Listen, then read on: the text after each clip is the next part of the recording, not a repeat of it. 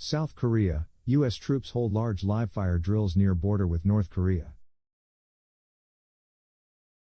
Seoul, South Korea, the South Korean and U.S. militaries conducted large live-fire drills near the border with North Korea on Thursday, despite the North's warning that it won't tolerate what it calls an invasion rehearsal on its doorstep.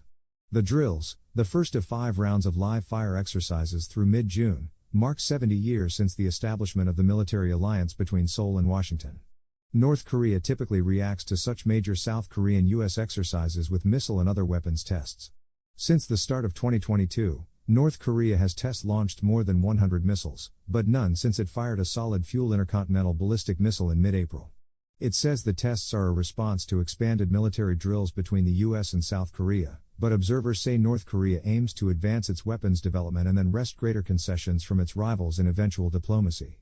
The U.S.-South Korean firing exercises, called Combined Annihilation Firepower Drills, are the biggest of their kind.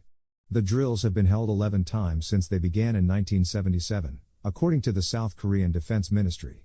The drills involve 2,500 troops and 610 weapons systems such as fighter jets, attack helicopters, drones, tanks and artillery from South Korea and the United States, according to the South Korean Defense Ministry.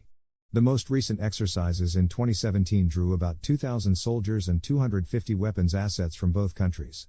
The drills simulated artillery and aerial strikes on frontline North Korean military facilities in response to an attack. The troops later practiced precision-guided attacks on simulated targets in the rear areas to completely annihilate North Korean military threats, according to a ministry statement. It said South Korea will seek to establish peace through overwhelming strength to counter North Korean threats. North Korea didn't immediately respond to the start of the drills.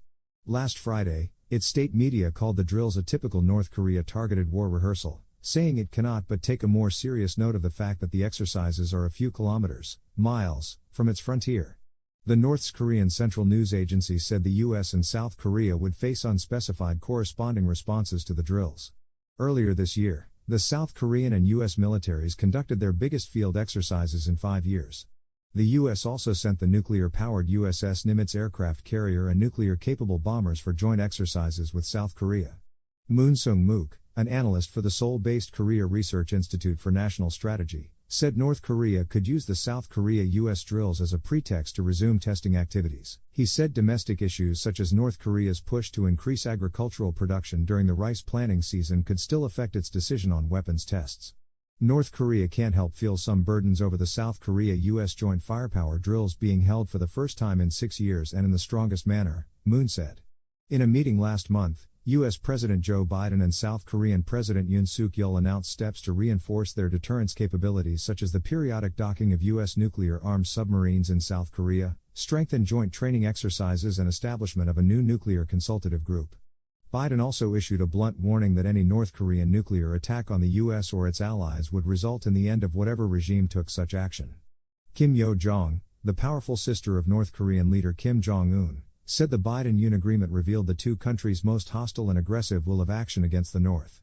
She threatened to further strengthen her country's nuclear doctrine, saying, "The pipe dream of the U.S. and South Korea will henceforth be faced with the entity of more powerful strength." Worries about North Korea's nuclear program grew after the North last year passed a law authorizing preemptive use of nuclear weapons. Many foreign experts say North Korea does not yet possess functioning nuclear-armed missiles.